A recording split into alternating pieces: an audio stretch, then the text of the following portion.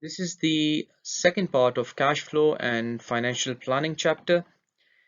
Uh, let's look at the learning goals we will cover in the second part. This includes the cash planning process and preparation, evaluation, and use of cash budget. That's what we are going to do in the learning goal 4.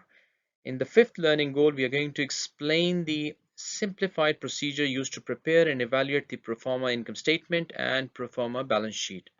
Finally, we are going to evaluate the simplified approaches to Proforma financial statements preparation and the common uses of Proforma statements. Let's look at the cash planning. The first thing is cash budget. So the cash budget or cash forecast is a statement of a firm's planned inflows. So these are the planned inflows and outflows of cash that is used to estimate short-term cash requirements. Now, typically the cash budget is designed to cover a 1 year period divided into smaller time intervals, normally monthly time periods. However, more seasonal and uncertain a firm's cash flow, obviously the greater the number of intervals there has to be. A sales forecast is a prediction of the sales activity during a given period based on external and internal data. What is external? External could be, uh, you know, the external economic indicators, while internal could be this forecast based on built up or consensus of a sales forecast through the firm's own sales channels. So this is where we have the external or internal data. Now the sales forecast is then used as a basis for estimating the monthly cash flows. So first we estimate the sale forecast. That's the most important thing based on external and internal. The second step is that we use the sale forecast to estimate the monthly cash flows that will result from projected sales and from outlays related to production, inventory, and sales. Let's look at the general format of the cash budget. And the general format cash budget is can be seen here. We have months, and these months goes for 1 year. Then we have total cash receipts. We have total cash disbursements, which means the spending. Then we have net cash flows.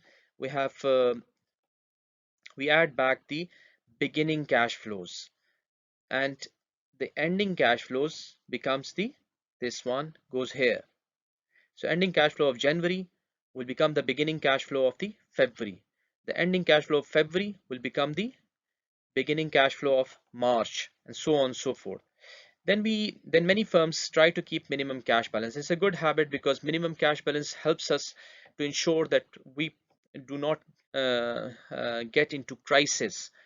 And if we keep that minimum cash balance, then we are left with either a positive figure or negative figure. If we have a positive figure, we are excess cash balance and we must invest it somewhere, like marketable securities, etc., even for 1 day or 1 night, if it's possible, to earn interest on it. The second is if it's negative figure. If it's the negative figure, then we need to borrow from someone. Obviously, we need to finance that loss or negative cash. It's not a loss, it's negative cash balance with somewhere to continue to continue to support our operations. Let's look at an example, and I would suggest that you can repeat this example later on, and if you are perhaps able to do it now, you can also write the numbers as we talk, and we can discuss. We continue to discuss it over the presentation. So CI is developing a cash budget for October, November, and December. So you have to remember the 3 months: October, November, December. And CI's sales in August and September, which are real sales, were $100,000 and $200,000 respectively. Sales of $400,000 and $300,000 and $200,000 have been forecast for October, November, December. How did they forecast these three figures? 400, 300, 200,000. Now, there could be, as I said, internal and external factors that can be used to determine sales forecast. It could be inflation, it could be simply GDP of the sector, or it could be historical sales, etc. These or the current market conditions as through the growth rate of the sector. These all factors, external factors, can help determine the future sales. In this example, they have directly given the sales, so we are going to use it as such. Next, you can see that historically 20% of the firm's sales have been for cash. Immediately, the firm sells for cash, it receives the cash. Then 50% have been collected after 1 month. So an account receivable is created and 50% is collected within 1 month or after 1 month, and the remaining 30% after 2 months. Bad debt expenses or uncollectibles have been negligible. So we assume that these are negligible. And the total percent, if you add all of them, this is 100% of the sales. In December, CI will receive 30,000 dividends from stock in subsidiary. So this also has to be taken into account. This is a schedule of projected cash flow receipt for CI. These are given as thousands, in thousands. So we already have developed the sales forecast. This is 100 in August, and then we have $200 in September. Then we have October, which is $400, and so on. November $300 and December $200. Now, if you look at it, our cash sales are 20%. So this is 20% and 20% of the sales. So we receive cash immediately whenever we make a sale. So this is $20. 20% of 100 equals to $20. Same 20% of September $200 equals to $40, and so on and so forth. We have the same thing for October, and we multiply with it and we get $80. And then I can say this for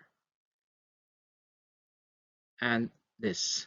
So we multiply it 20% with 300 and we get all these values.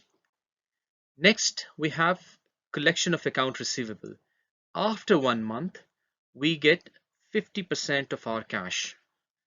So of our sales. So we receive $20 in August. In September, we receive 40, but for $100 out of $100, if you multiply 100, multiply by 50%, so that becomes equals to 50. This is lagged 1 month that you will receive, and it will continue like this. And 30% for, so that will be 100 multiplied by the 30%, and that will be $30.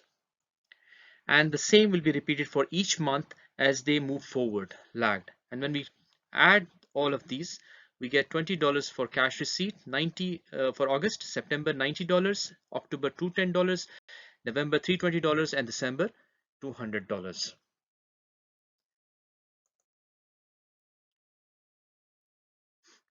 Now let's look at the cash planning, cash budget. We continue with the same example. So CI has gathered the relevant information for the development of a cash disbursement schedule. Now cash receipts are done. Now we look where they spend it. So the firm's purchases represent 70% of the sale. Of this amount, 10 is paid in cash immediately. 70% is paid in the month immediately following the month of purchase. So this is 1 month accounts payable. And then the remaining 20% is paid in 2 months. This is account payable over 2 months following the month of purchase. Now rent payments are paid each month. We imagine that it's paid each month. Then wages and salaries, these are given 96,000, 8,000 per month. Their wages are estimated as 10% of monthly sales. So this is a assumption or forecasting assumption. Then we have tax payment, which is $25,000 must be paid in December. So this must be paid in December. Fixed asset outlays, new machinery costing $130,000 will be purchased and paid for in November. Then we have interest payments, which is $10,000 due in December. Cash dividend payment, $20,000 will be paid in October. The principal payment, $20,000 principal payment due in December. And we will add this information to our purchase schedule. Now purchases simply begins with 0.7% of sales. Since sales is a forecasted figure, in August the sale was $100. So if sales was $100 and multiply by 70%, that gives us the value equals to $70. And since we know for September the purchases was purchases were $200 for September. It was 200 multiplied by 70%, that gives us $140. You can look at the sales figures, multiply by the purchases, and you can get the purchases, total purchases. Now this purchases has following components. So how much we pay immediately in cash. So it's the same as we did in the sales receipt. First we paid $7. This is the 10% of this. Then we have 1 month lag, 0.7, which is again of this amount, and we will get this. And then the third one is also after 2 months. So this amount is this $70 multiplied by the 20, and we get this amount. This is 70 multiplied by 0.7, and this is 70 multiplied by 0.2, and that is already we established, but still 70 multiplied by 0.1. And the same procedure is repeated for all the cash purchases in each month. We rent is per month, so each month it is shown as $555. Then we have wages and salaries, which is already mentioned. They are 10% of the I think 10%. You can check it again. And then tax payment is $25, and fixed asset outlay is $130, and then we have to pay the cash payments and principal amounts and interest payments. This must be paid. So we have all added this information. Total cash disbursement is $7.63, $213 in October, $418 November, December is $305. Now let's combine the receipt schedule and the purchase schedule, and let's see what we get. So the cash budget can be derived by combining the receipt budget with the disbursement budget. These are the two we already calculated. So we can see that at the end of the September, CI's cash balance was $50,000, notes payable was 0, and marketable securities balance was 0. We also know that CI also wishes to maintain a minimum cash balance of $25,000. This is an assumption. As a result, it will have excess cash off. Now we calculate this, and we'll see in the next slide how it works. Let's quickly look at this cash budget. We have total receipt cash, which we calculated, and for October, November, December, we have these amounts. For total cash disbursement, we have these amounts that we calculated from the purchase schedule. We subtract the two and we get the net cash flows, and net cash flows comes out to be $3 negative, $98 negative, and $35 positive in December. Then we add beginning cash. So we already know that 50,000 for the last month, and then we have if you look at here, the ending balance is 47, and this 47 goes up as the beginning balance for the next month. Then the same process applies here. We have 51, and it goes to becomes a beginning balance of the December, and so on. So the December one will go to January, etc. Now in the first year, we have all carry the minimum balance of 25, so we have to keep it in our account. So what is left? If you see that for October, we are left with an excess cash of $22. Now in November, if technically we need left with $22, and we need to invest this money. However, if you see the 47 has gone, 47. So next month, as soon as the November starts, this money will go in the operations and will become beginning cash of the next month. By the end of the month, when we calculate the ending cash, this will be utilized, and we have a negative cash of $51, which is increased by a minimum cash balance of $25. So this is basically a negative $76, which means we need to finance it. Hence we go and buy and create a notes payable or issue notes payable, against which we will get $76. Finally, for this month, for the month of December, the November negative cash flow becomes beginning cash flows. So 51 is actually in a liability form, and we are earning increases as positive. So, and keeping the same balance, we still have negative but lower negative number, and we will continue to finance our um, uh, negative cash with liabilities. So we increase the liabilities and we'll borrow more. This part gives us an idea of our borrowing and investing activities. So we were basically borrowing when we had negative cash, and we were investing when we had positive cash. In this slide we summarize the whole situation. So we have minimum cash $25 always available with us in 3 months, while we have marketable securities investment, that's excess cash of $22 that we invested, and here we have 76 and 41, which is the borrowing that we did to fund our negative cash flows. Now, coping with uncertainty in the cash budget, how do we do that? This is a very important aspect. One way to cope with cash budgeting uncertainty is to prepare several cash budgets now, and see which one would be more closer to reality. And this is done through creating several forecasted scenarios. For example, we can divide into pessimistic scenario, which will pessimistic, or what we call worst case scenario. And then we have most likely, which is normally an average, that it will most likely happen, and optimistic, which is a best case scenario. So we can do that, and we can divide into 3, 4, 5, 10, as many scenarios we want, we can create it. Now, from this range of cash flows, the financial manager can determine the amount of financing necessary to cover the most adverse situations. So from worst, what kind of a financing we need, and to the best case.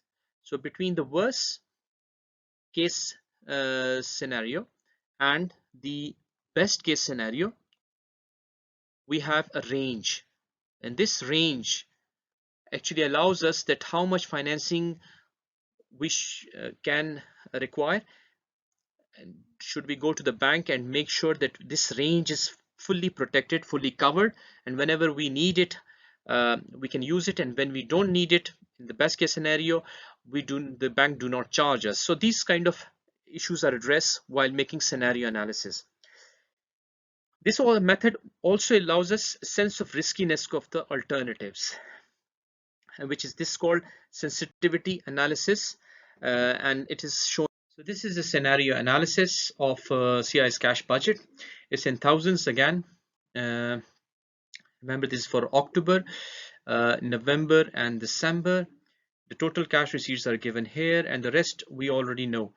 We have already calculated the most likely scenarios, and this is already given. However, now as a manager, we want to know the range of the total required financing. So for that purpose, we actually add the pessimistic and optimistic scenarios. Now these are all these optimistic and pessimistic also gives us a sense of riskiness, as we discussed in the last slide. Now you can see that there are no special rules how to determine pessimistic and optimistic. However, a manager must have his own business sense in that how worse their cash receipts could be if some crisis happens. So this is, for instance, in this case, they thought that it is around 31% fall. 31% fall from the most likely, or 36% it will increase if things goes really well. For instance, economy goes up, etc. and etc. Same case with the November, December, where there are different percentages and you can calculate that. And we can see that there is its required total financing in the pessimistic phase is 15%. Then it increases to 185, and then in December it becomes 190.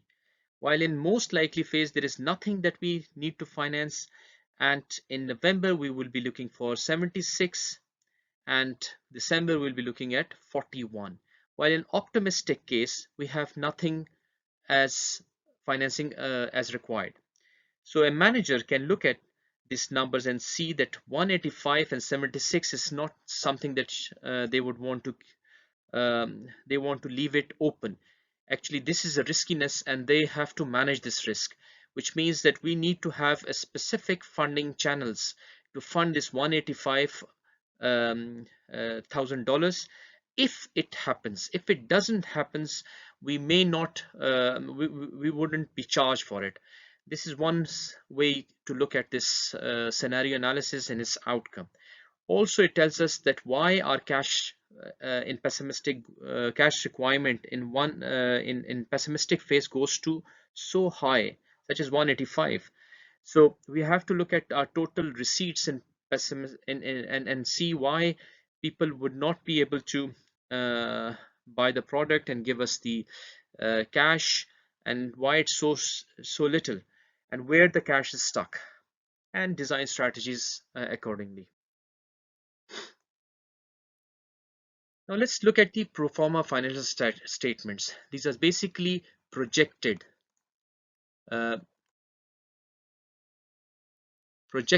financial statements. Now they are projected or forecast. We also call it forecasted financial statements. And these includes income statements and balance sheet. The inputs required to develop pro forma statement using the most common approaches includes the financial statement from preceding years, so it's a historically based projections. Second is sales forecast for the coming year. This is what we have already done, and key assumptions about number of factors. Remember, there are no fixed rules how to develop projected or pro forma financial statements. These are some practices or some approaches, and any other approach where you feel that reveals the real value and adds real value to the projections would always be appreciated. So the development of pro forma statements will be demonstrated with an example. Let's look at it. We have income statement, and for the year ended December 31st, 2015. So sales revenue and sales revenue breakup, you can see they have two models, and one machine model is X and the other is Y. The breakup is that they produce 1,000 units at $20 per unit, and the second is 2,000 units at $40 per unit, and they can have a total sales of $100,000. Less cost of goods sold. This includes the labor, materials, overhead, etc. So that becomes 80,000. So they are left with actually $20,000 gross profits, out of which they are going to pay operating expenses, interest expenses, taxes, and common stock dividend. So net of profit after taxes 7,650, and retained earnings will be around $3,650. Then we have a balance sheet that we prepared, and this is the last year balance sheet for 2015, and you can see that these are the numbers for the current assets and fixed assets, and these are the current assets and these are the current liabilities, and we have long-term liabilities here, and then we have equities on this part. Next we see the forecast for sales forecast for 2016. Now we are from 1 year on. The model X will be now 1500, 1950, and unit sales, while in dollar terms this will be 37,500 and 97,500. So from $100,000 in 2015, it will sorry, this is only two zeros, so 100,000 becomes 135,000, so increase of $35,000 in sales. We can use a simple method for developing a pro forma income statement, which is percent of sales method. So everything is a percentage of sales, and we can look at this Here you can see that we have from 2015 balance sheet, we have these numbers where cost of goods sold is 80,000, sales is 100,000, operating expense 10,000, and interest expense 1,000. When we divide it with 100,000 sales figure, all of these, we get the numbers. For instance, we have becomes 80%. This is 10%, and this is 1%. So these are the numbers, and we can see that these we can assume that these will continue to be the same for 2016 as well. I think this is a valid assumption. However, we can always, as I said, it's not a rule. There are pluses and minuses where your new information can add value to the projections. You can change it by adding that information, attaching that information, and adding the value in these ratios. So you can see that there is sales revenue 135,000, which we calculated. Then there is 80% of the sales. If you multiply this, it becomes $108,000. The gross profit comes out to be $27,000, and then we have operating expenses, which is 10%, interest expenses 1%, and hence we have got the numbers by multiplying with the sales. And then we have taxes, and taxes is 1823. Net profits, and net profits comes out to be 10,327. It can't be seen, so let me write it here, 327. And then we subtract the 4,000, and then it comes out to be $6,327, which goes to the retained earnings. Now, obviously, some firms' expenses will increase over the period of time. And these are not connected to these may not be connected to the sales, so we can actually identify those and differentiate between them, or divide them into fixed and variable components, and this will help us to more realistically adopt to percentage of sales method. For instance, we have sales revenue. In a cost of goods sold, we have fixed cost and variable cost. Variable cost is 0.4% of sales. So this gives us much more information, because fixed cost does not change over a short run. And so there is operating expense, where it's fixed expense and variable expense. Variable expense is here, it comes here, while fixed expense stays the same over the number of years. This becomes more realistic. So Proforma statement, when we build, we have now 24,000 net profit after taxes. Now comes to the balance sheet. What is the projected balance sheet? And projected balance sheet or forecasted balance sheet is completed or prepared through judgmental approach. Now, what is judgmental approach?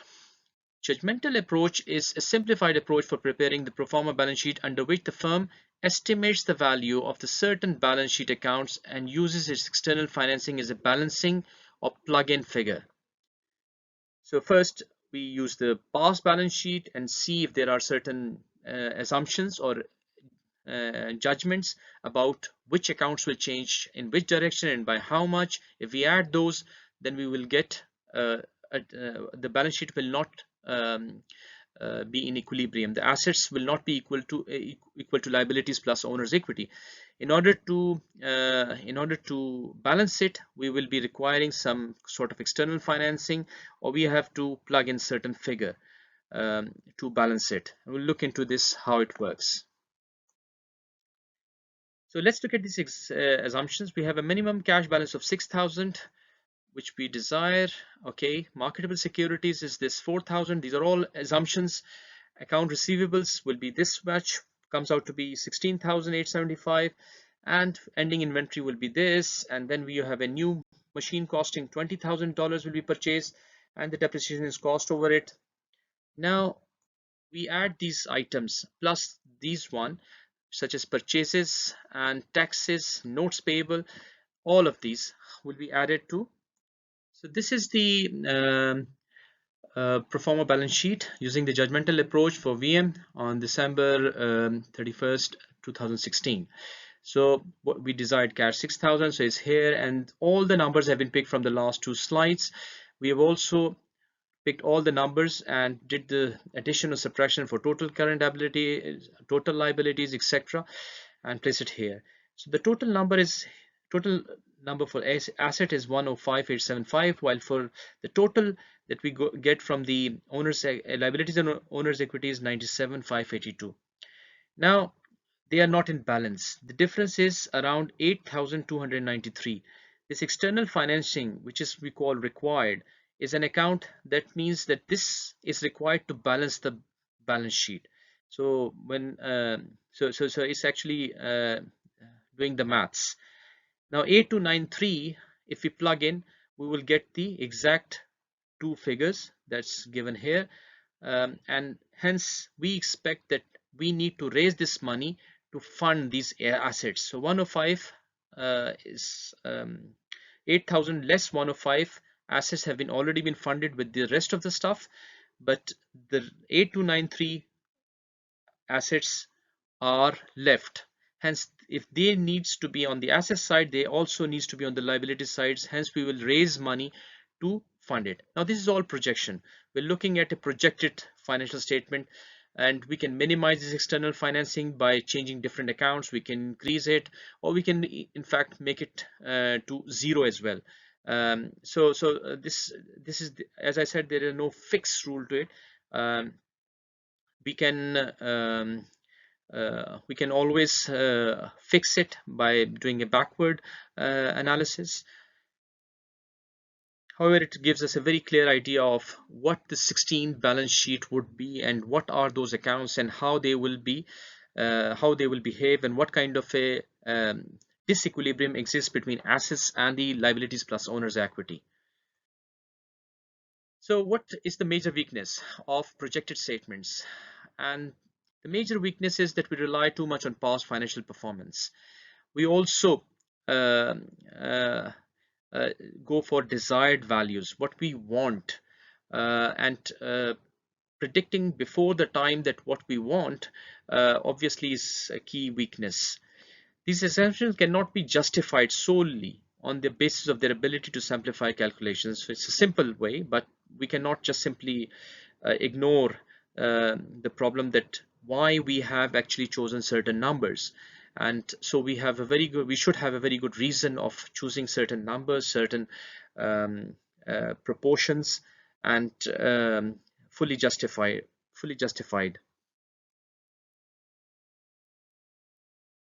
Now, once they are prepared, what to do with these Proforma statements? Now, financial managers and lenders can use Proforma statements to analyze the inflows and outflows of cash, the firm's liquidity levels, activity, debt, profitability, and market value. Now, you have already gone through all these ratios and the entire ratio analysis in the last presentation. uh, this can be calculated, and we can compare it with the last year values, and we can see what is the direction and where we need to strengthen the financial statements, where we are already strong. And these ratios actually help us to identify how the strategies to fulfill the short-term goals. So in this part of the presentation, we have discussed the cash planning process, the preparation, evaluation, and use of cash budget. We have also explained the simplified procedure used to prepare and evaluate the Proforma income statement. It includes the judgmental approach and the percent of sales method. Evaluate the simple approaches to perform a financial statement. We have seen some of the implication, how to use them, and what are their weaknesses, and what should not be ignored. So this ends the chapter, and looking forward to the next one. Goodbye.